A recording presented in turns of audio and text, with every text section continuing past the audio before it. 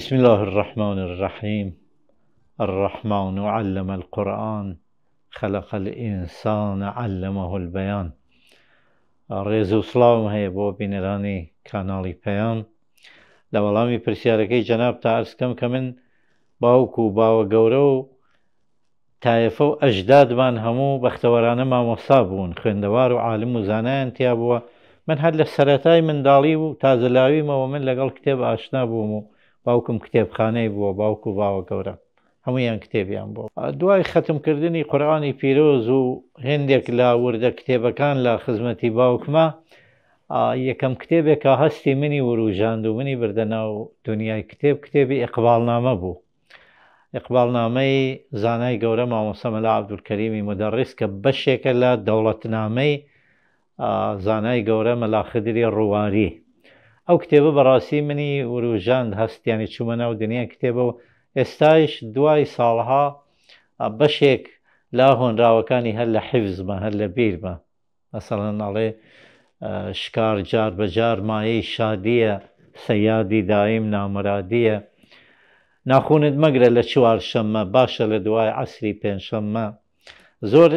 کتێبێکی تەربیەتی و ڕاهێنانی زۆری تیا بوو ئەو ئیقبالنامەیە لە تەمەنی ئێمە. ئەوە منی بردە ناو دنیای کتێبەوە. بەڕاستی دنیای شیعر و هۆنراوە فەرقەکات، ڕۆمان فەرقەکات، تەفسیر فەرقەکات. بۆ شیعر و هۆنراوە و کتێبێک کە زۆر کاریگەری لەسەر من بوو، بەهشت و یادگاری مامۆستا گۆران بوو، گوڵاڵەی مەریوانی مامۆستا قانیع بوو. ئەمانە کاریگەری زۆریان بوو، ینی منیان بردە ناو دنیای شیعر و ئەدەبەوە. بەڕاستی جگە لە شیعر لە بەشی تەفسیرە، تەفسیری فی ظلال القورئانی سەید قوتب بەڕاستی منی بردە ناو دنیایەکی ترەوە. ئەڵبەتە تەفسیرەکانی تریش بوون،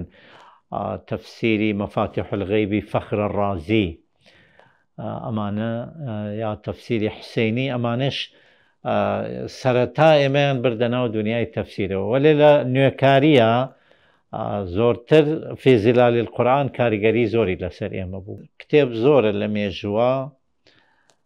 بەڵام وا بزانم کتێبی لوغەتنامەی دێخۆدا کە هەم دایرەت المعارفی ئینسیکلۆپیدیایەکی گەورەیە، ئەوە و دایرەت المعارفی فەرید وەجدی، ئەم دوانە لە مێژووە واقعاً. ئەڵبەتە لوغەتنامەی دێخۆدا بەشێکی مێژووە، بەشێکی لوغاتە، ئەو دوانە کاریگەری زۆریان بووە، ما زۆرتر دایرەت المعارفی فەرید وەجدی و حەیات محەممەد حەسەن هەیکەل، محەممەد پەیغەمبەرێکی ئەزنە و بایە شناخت کە ئەوەیش زانایەکی کورد وەری گێڕاوە، زەبیحوڵڵای مەنسووری. ئامانە تەقریبەن کاریگەریان بوو لە ئێمە. من یەکەم جار بەڕاستی یەک لە پەنای خاڵ و سفری بێبڕانەوەدا وەرگێڕاوی مامۆستا هەژار بوو، نامیرکەیەکی دکتۆر عەلی شەریعەتیە. یەکەم جار بۆ سەبکی نووسین، چون ئێمە ئەدەبیاتمان زۆربەی شیعرە، ئێمە لە نەسر و پەخشانە واقعاً لاوازین، ینی سەبکێکمان لە نووسینی نەسر و پەخشانە نەبوو. یەکەم جار کە من ئەو کتێبەم خوێندەوە، یەک لە پەنای خاڵ و سفری بێبڕانەوەدا، تماشام کرد ئەمە فێرگەیەکە بۆ شێوازی نووسین، سەبک و شێوازی نووسینێک بە ئینسان فێرەکە، ینی پەخشانێکی مسەجع و سەروادار، هەروەکو گولستانی سعدی. ینی ئەو کتێبە بەڕاستی ئەوە کاریگەری بوو لە منە، پێشەکیەکەیم تەواو حیفز کردبوو، لەبەرم بوو. ئەلانیش زۆریم لەبەرە. ئەڵێ مەسەلەن خوێنەری بە نرخ و هێژا ئیمام عەلی درودی خودای لەسەر بێ فەرموویەتی مەڕوانە وێژەر کێ بووە، وێژراوەکە بخەبەر چاو، وا تا قسەی باش وەرگرە و گوێمەدە کێ کوتوویەتی. ئالێرەوە ڕۆیشتە ناو بابەتەکان، منداڵەکانمان دەیزانن پیاوی هەژار، پیاوی نەدار، با چاکیش بێ با پاکیش بێ، بەرچاو نییە نەدار سووکە لە بەرچاوان، ناخرێتە ناو ڕیزی پیاوان، کەس فەقیری پێ پیاو نییە. ئەمە نەسر و پەخشانێکی مسەجع و سەروادار بوو. بەڕاستی لە سەبک و شێوازی نووسینی پەخشانە کاریگەری زۆری بوو لەسەر من.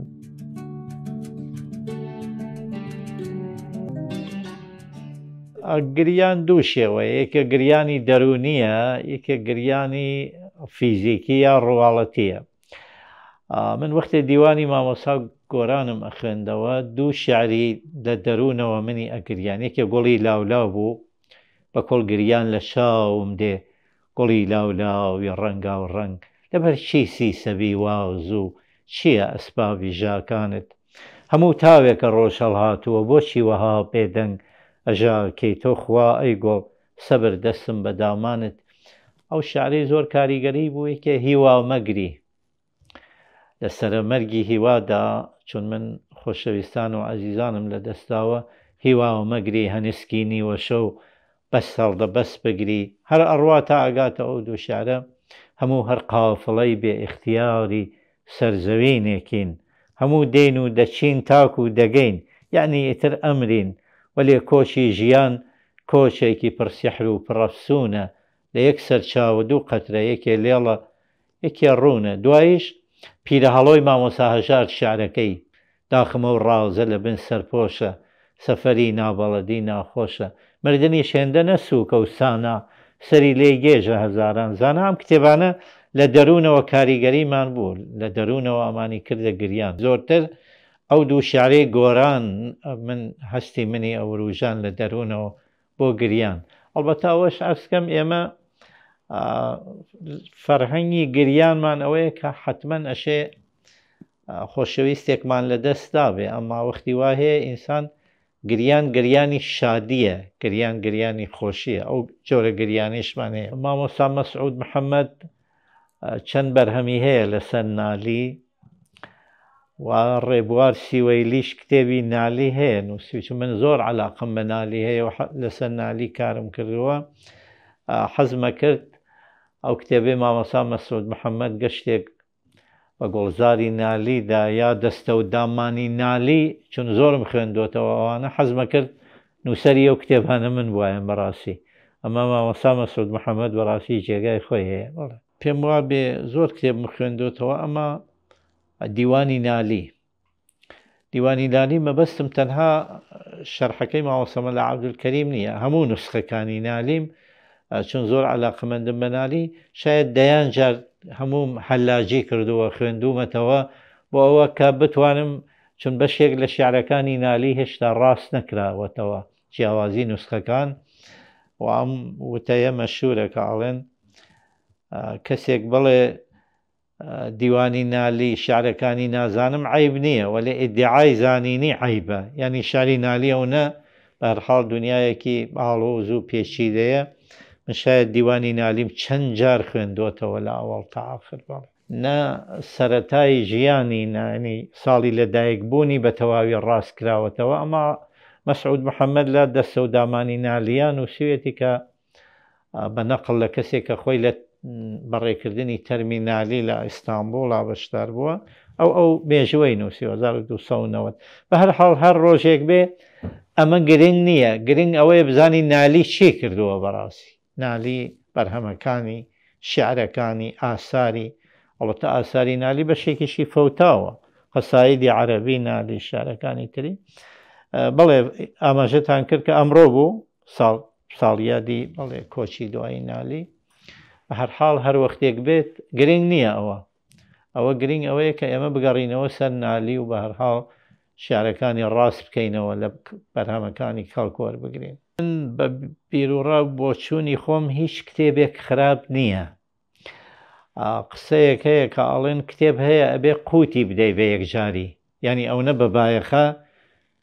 یەکجاری وەک تیکەیەک وەک خواردنێکی خۆش قوتی بدەی یەکجار ئەوەندە بەبایەخە کتێبیش هەیە ئاڵێن وەلای بنی کتێب بەڵێ هەیە لەم بوارەدا ئەمما بە بڕوای من هیچ کتێبێک خراپ نییە هەر کتێبێکیش کە ئەگەر بە بڕوای ئێمە زۆر خراپ بێ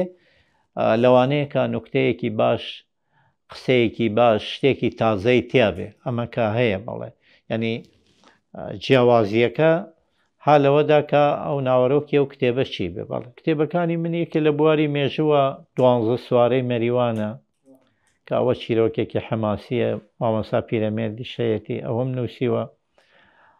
لە بواری ئەدەبیە گەنجینەی سەربەمۆرە کە کۆی ئەو وتارانەیە کە من لە کۆڕ و کۆبوونەوەکە خوێندومەتەوە وتاری زانستی بە زمانی کوردی و فارسی و عەرەبی لە کۆڕ و کۆبوونەوەکانی ناوخۆ و دەرەوەدا پێشێکی نووسینە بۆ دیوانی مامۆستا قانع، شەرح و ڕاوەی دیوانی ناریە کاکە حەمەی مەریوانی، کاکە حەمەی بێلوو کە شاعیرێکی گەورە بووە. ڕاستکردنەوەی دیوانی ئەدەبە، عەبدوڵڵا بەگی میسباح الدیوانی ئەدەب شاعیری گەورەی مکریان، تەرجەمەی کتێبێکی عەرەبی بوو بە ناوی ئەمسال عالەمیە، پەندی پێشینیانی گەلانی جیهان کە لە عەرەبی وەرمانگێڕاوەتە سەر زمانی فارسی. دارەدارەیە کە کۆمەڵێک شیعری خۆمانە هەر بە زمانی کوردی، پێشەکی دوور و درێژ، گڕووگاڵەکە هەر کۆمەڵێک شیعرە، تقریبەن ئامانەیە لەم بوارەدا، ئەوەکە کاری تریشمانەیە.